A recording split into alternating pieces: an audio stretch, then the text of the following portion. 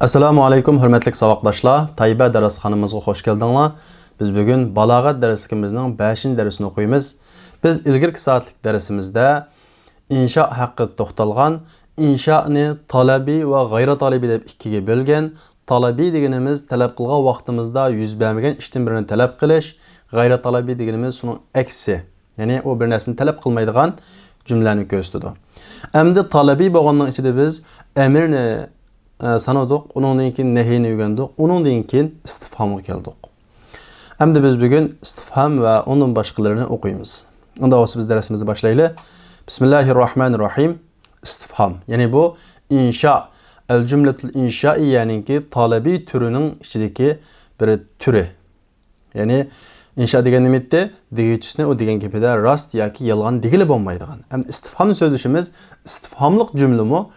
Onun degechisine şu gapda rast yoki yolg'onchi degili bo'lmaydi. Masalan, havvahbta ila suq, sen bazaga bordingmi desam, mushu jumlani degichiga qarata, mushu jumlasida uni rostchil yoki yolg'onchi degili bo'lamdi? Bo'lmaydi, chunki bu savol jumla. Unda bo'lsa istifham degan nima deganda, istifham deganimiz huwa talabul ilmi bi shay. U bir narsani bilishni talab qilish. Shundaqmi? Bazaga bordingmi, eli ketdimi, tomoq yedingmi deganga o'xshagan. Uning bir qancha vositalari bor. U qaysi deganda va adavatuhu birinchisi hamza. Eng ko'p ishlatilganimiz hamzani qaysi xil o'rinda ishlatamiz, buni tuanda so'zlaymiz. Masalan, asafara aliyun, Ali safar qildimi deganga o'xshagan. Ikkinchisi hal. Masalan, hal qama zaydun deganga o'xshagan. Undan keyin ma g'ayri aql narsalarga ishlatilgan ma hada. Undan keyin man aqlliq insonlarga ishlatilgan manil qoim deganga o'xshagan. Undan keyin ayyana mata ma'nosida vaqtni so'rashdan ishlatiladi. Masalan, ayyana taqum, qachon tursiz? Kayfa, qandoq, shundoq va kayfa jaa zaydun. Bir holatni so'raymiz bunda. Ayna, o'rinni so'raymiz. Ayna tanzil, qayerga tushsiz? Anna, bu kayfa ma'nosida qandoq degan ma'noda. Masalan, anna lahumuz zikra deganga o'xshagan. Kam, miqdorni so'raymiz. Kam ma'lum qancha puling bor deganga o'xshagan. Undan keyin ayyu, qaysi, bu ikki narsaning birini so'raymiz. Masalan, ayyu rajulayni qoim, ikki odamning qaysi o'tiruvchi deganga o'xshagan. Endi biz bularni bir tafsiliy tunishib chiqamiz.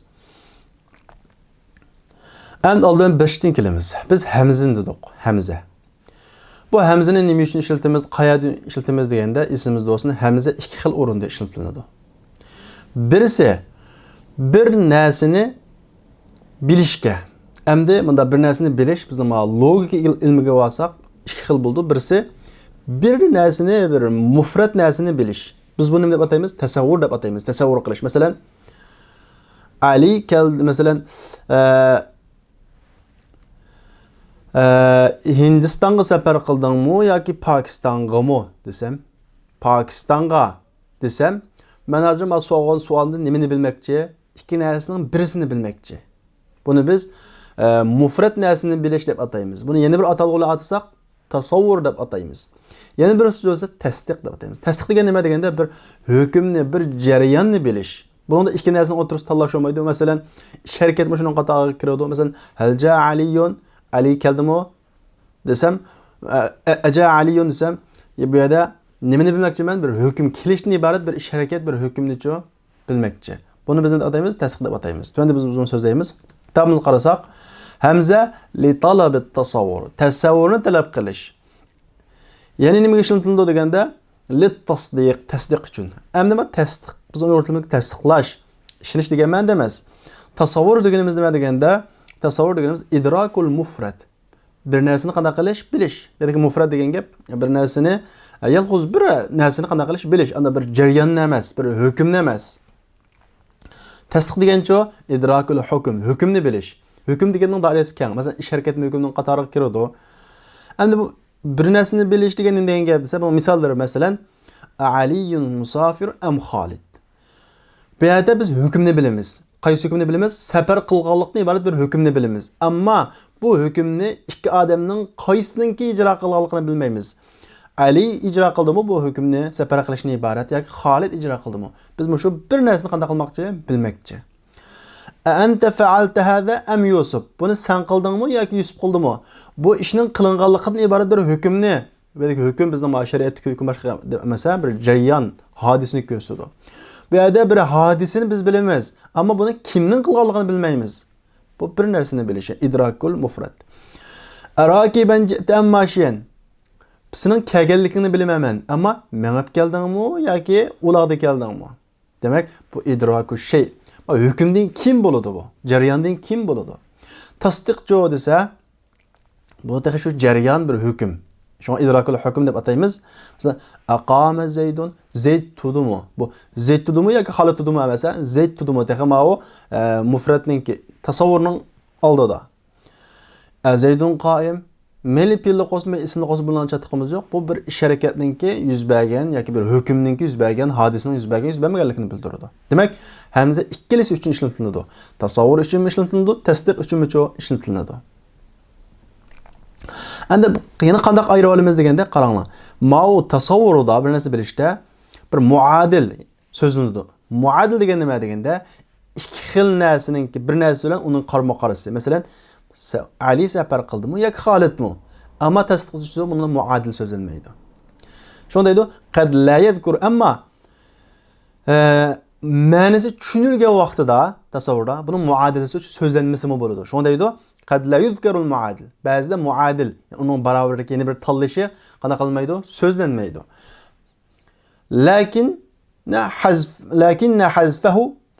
Lakin hazfuhu mashrutan bi yakuna mafhuman deydi. Lekin uni tashlash shart qilingan tushunishlik bo'lishi bilan deydi.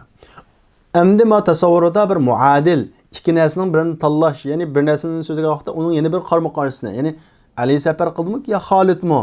Sen qildingmi yoki Yusufmi?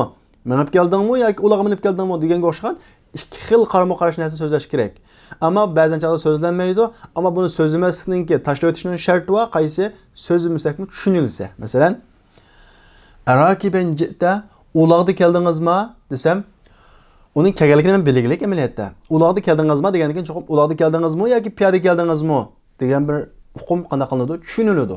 Bunda yerda uningki ammashiyan degan muadilisni uning qarama-qarshisiga bir so'zni qanday qilmasak ham bo'ldi, so'zlamasak ham bo'ladi.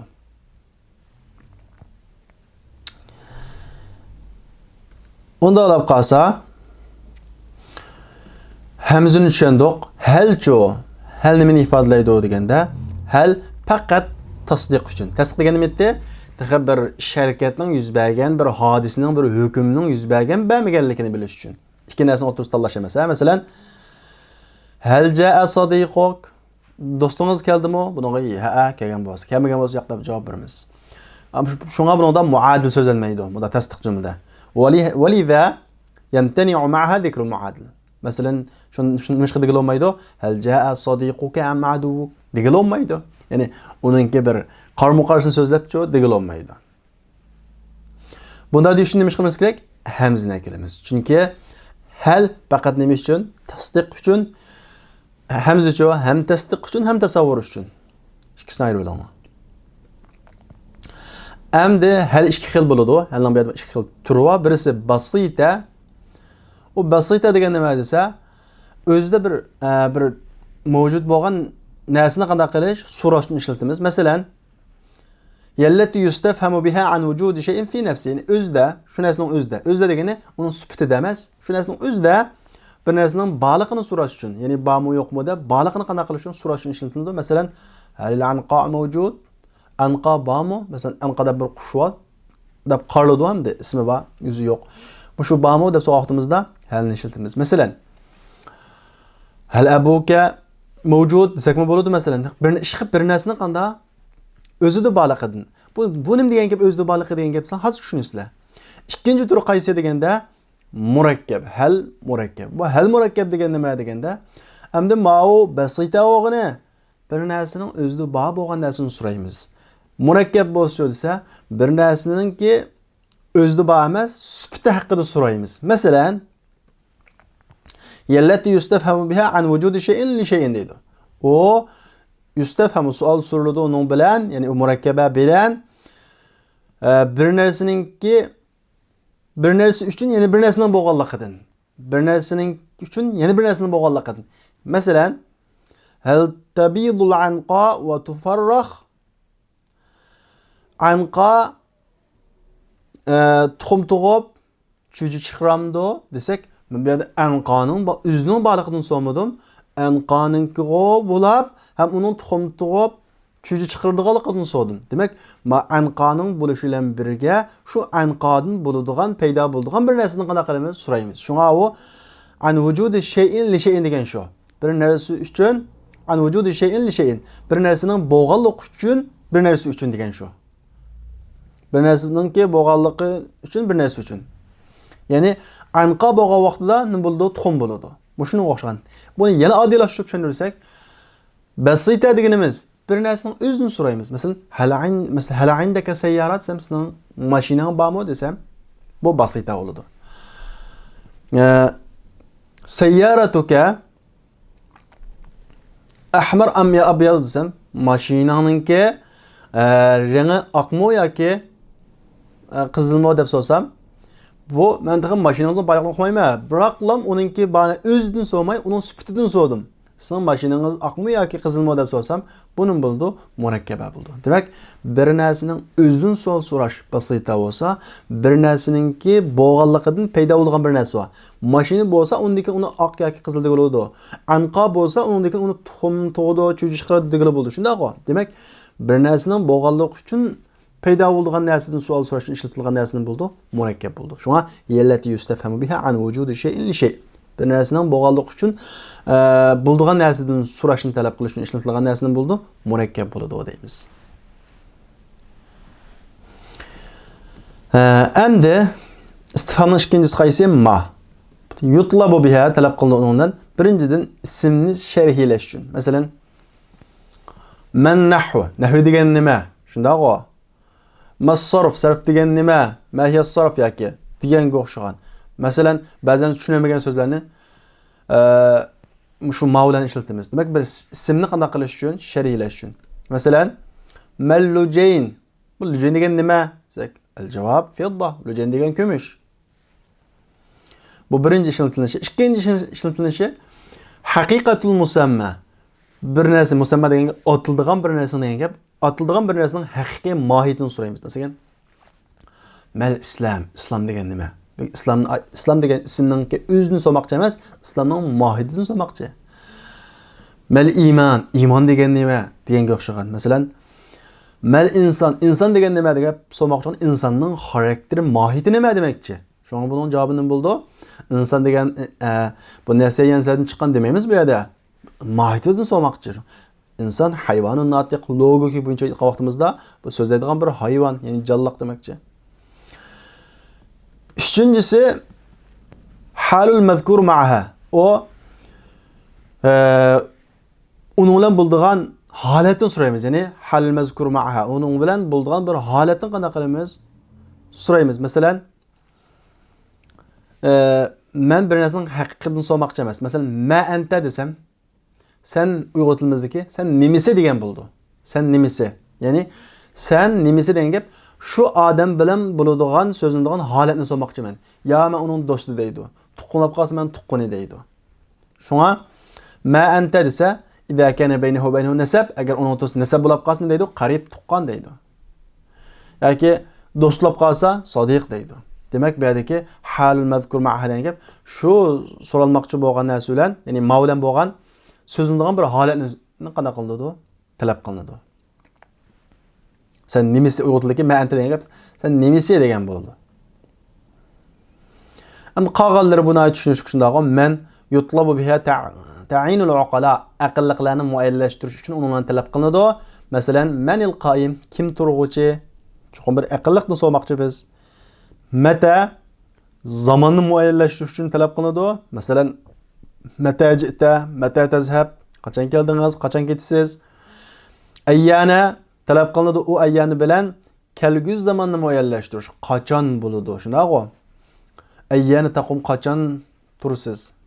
Mata bilan farqi nima ekan? Mata ilgirki yoki kelgusini so'g'ili bo'ldi. Ammo ayyanchi cho'qim mustaqbal bir zamonni so'rash uchun ishlatamiz.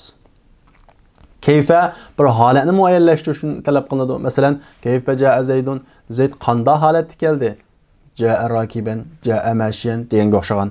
Mesela keyfe haluke ahvalınız qandaq bir haletini sormakçı.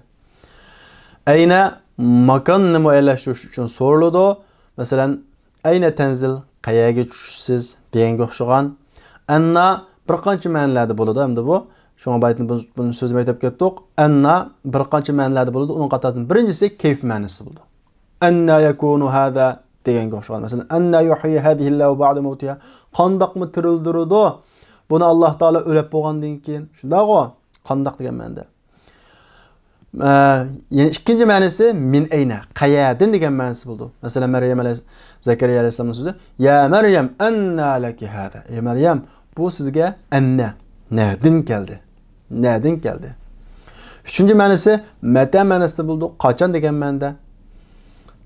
Anna takunu ziyadatun nail. Qachon ziyoda bo'ldi?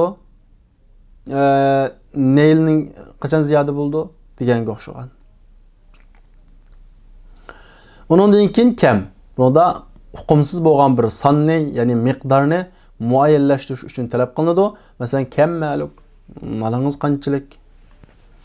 Ey, bunda umum bo'lgan bir ishda o'rtaq bo'lgan birisini farqlantirish uchun so'raladi. Yutlab biha tamyiz ahadul musharikin fi amrin ya'ummuha. Bir ishqa o'rtaq holatda qatnashganlarning birini farqlantirish uchun qanday qilinadi? Talab qilinadi. Masalan, ayyul fariqayni khayrun maqama. O'rin jihatda ikki fariqning qaysi qanday yaxshi deganga o'xshagan. Endi biz istifhom haqidagi adovatlar haqida so'zlab bo'ldik. Endi xuddi amr, nahi, ba'zi qara'in, ahvollar qarab turib, o'zining ma'nosidan boshqa ma'noga chiqib ketganiga o'xshash bu istifhommi o'zining ma'nosidan boshqa ma'nolarga qanday qildi chiqib ketadi. Biz buni jumlaning siyoqidan tushuna olamiz. Deydi, "Vaqad takhruju alfaz istifham an ma'naha" deydi. Ba'zida istifhomning lafzlari o'zining asli ma'nosidan boshqa ma'nolarga chiqib ketadi. Bu jumlaning siyoqidan tushuniladi deydi. Qanday ma'nolarga chiqib ketadi? Birinchidan tasviya ma'nosiga chiqib ketadi. Masalan, Qur'oni Karimdagi "Savaun alayhim a anzartahum am lam tunzirhum." Baravar ularga a anzartahum degan a anzartahum. Bu yerda istifhomning hamzasiga ularni ogohlantirdingizmi emas? Ularni ogohlantiring yoki ogohlantirmang baravar. Bu yerda istifhom ma'nosi yo'q. İkincisi nefi ma'nosi var. İstifhamni ishlatib turib nefi ma'nosini chiqaramiz. Chunki bu yerda istifhamdan chiqib ketgan. Masalan, hal jazaa'ul ihsan illa al ihsan. Yaxshilikning mukofoti faqatlam yaxshilikmi emas? Yaxshilikning mukofoti faqatlam yaxshilik. Bu yerda ma xuddi ma kelgandek nefini bildiradi. İlla kelganligi uchun istisnoning illosi bilan nefi birlashsa musbat shaklda tarjima qilamiz. Ya'ni emas ihsonning mukofoti, faqat ihson degani yaxshilikning mukofoti faqat yaxshilik degan bo'ladi. Ya'ni nefi ma'nosi bor. Uchinchisi inkor ma'nosi bor. Istifhomningki inkor ma'nosi bor. Masalan, "G'ayrallohi tad'un" Allohning boshqasiga chaqiramsizlar degan oyatda inkor emas, chaqiramsizlar emas. Chaqirmanglar degan gap inkor qilishni ifodalaydi. Emir buyruq ma'nosi bor. Qaranglar, istifhomning nima ma'nosi ekan? Buyruq ma'nosi ekan. Masalan, "Fahal antum muntahun?" Sizlar cheklinglar, yeninglar ma'ishdan degan gap. Sizlar yenimsizlar deganning ma'nosi degan gap, yeninglar degan gap. Nahi ma'nosi bor. Masalan, "Atakhshawnahum" ulardan qo'rqamsizlar? Ulardan qo'rqmanglar, kafirlardan qo'rqmanglar degan bo'ladi. Tashviq qanday qilish? İshtiyoq bog'lash, qiziqtirish ma'nosi bor. Masalan, "Hal adullukum ala tijaratin tunjikum min azabin alim." Alloh taolo bizni so'mayotidi. Sizlarni azobdan qutqizadigan bir tijoratga boshlab qo'yaymi deb bizni so'mayotidi, balki bizni qiziqtiryotidi. Bizni so'maydi Alloh taolo, bizni qiziqtiryotidi. Ta'zim ma'nosi bor. Ulug'lash ma'nosi bor. Masalan, "Man zallazi yashfa'u inda." Allohning qashida shafaat qiladigan kim o? So'moqchimi kimda bizdan? Yo'q.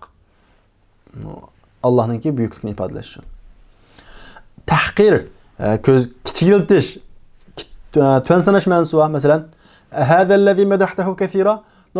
ko'p maqtığının muşuma so'moqchi bu jumladan so'moqchi emas. Uni kichik sanmoqchi. Gapini qilganing muşuma shunday-ku. Biz uyg'ur tilimizdan bu. Ondan keyin bizning bu insho jumlaniki talabiy turga tava bo'lgan tamanni. Biz buni bilamiz. Tamanni degan nima?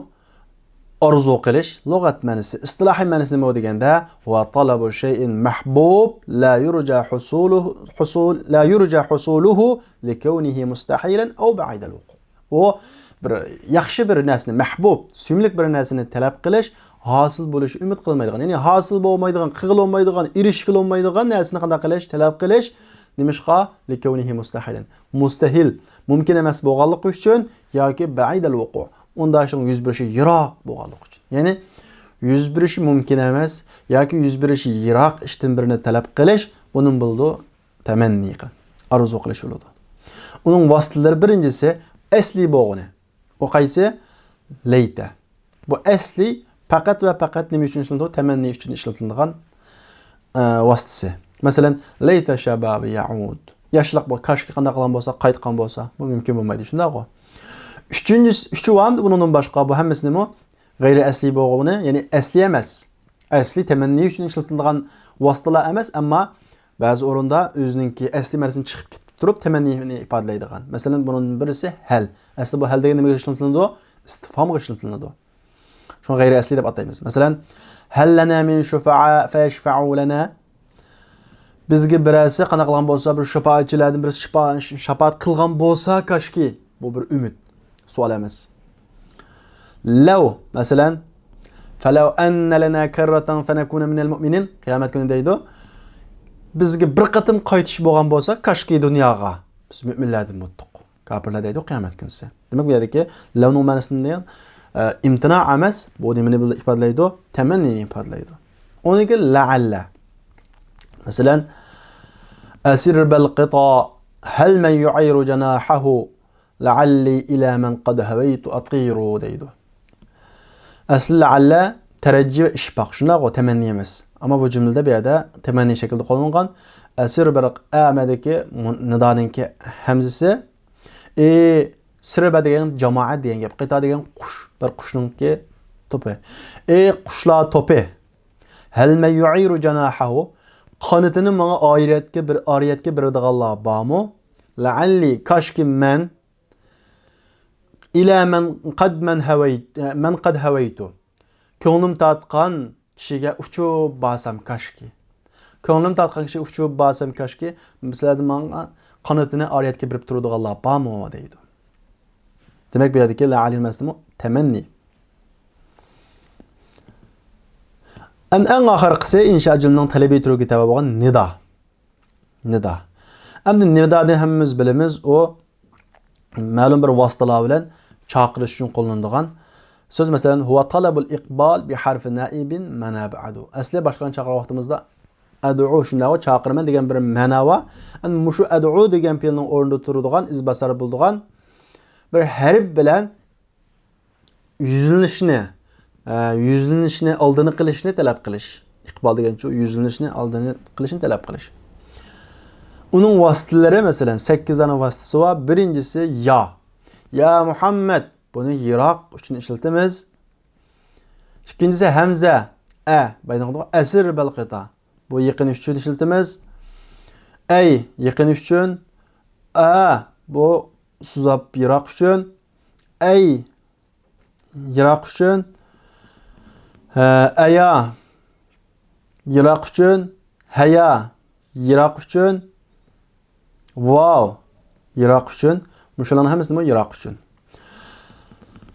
Endi bunun ichida yiroqning ishlatiladigan, yaqinga ishlatilganlar bor ekan. Ba'zida yiroqqa ishlatiladiganini yaqinga ishlatiladiganini yiroqqa ishlatiladigan yaba ma'lum sabablar tufayli o qaysi deganda vaqad yunazzilul ba'id manzilatil qarib. Ba'zida yiroqqa ishlatiladiganini yaqinning o'rniga tushiriladi. Masalan, sha'rning so'ziga o'xshash asukkanu nu'man araki tayaqqanu bi annakum fi rab'i qalbi sukkanu deydi. Asli nima uchun ishlatiladi bu Yaqin uchun shunday, ammo Iroqdagi bir yerga xitob qilib, Iroq, Nu'man al-Iroqninki aholilari cho'qim shuningga jazmat qilinglarki, sizlar mening qalbimning to'rida deganda, nima uchun bu Iroqqa ishlatilgan hamza yaqinga ishlatildi deganda, qattiq yaqinlikni ifodalash uchun shunday qo'llandi.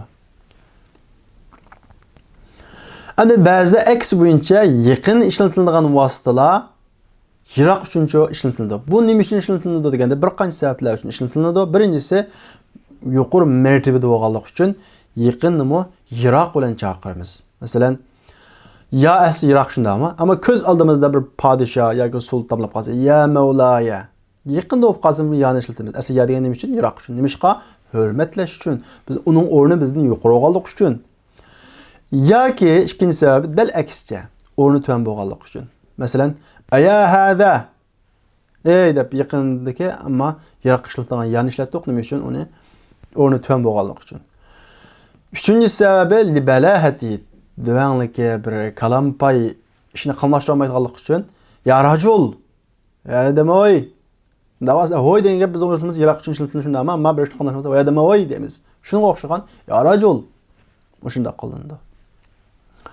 Demak, shuning bilan bizningki insho jumlasidagi talabining turlari tugudi, ammo g'ayri talabiy bo'lsa bizning balog'at darsligimizningki temasi emas. Shuning uchun biz u g'ayri talabiyga kirmaymiz. Unda bo'lsa vaqtdoshlar, bugungi darsimiz mush yerda oxirlashdi. Oxirida ko'nikma berilgan. Buni sizlar ishlaysizlar. Inshaalloh kelarki soatlik darsimizni ko'rishaylik. Assalomu alaykum. لو قد ذقت من حلواه طعما لا آثرت التعلم واجتهدت ولم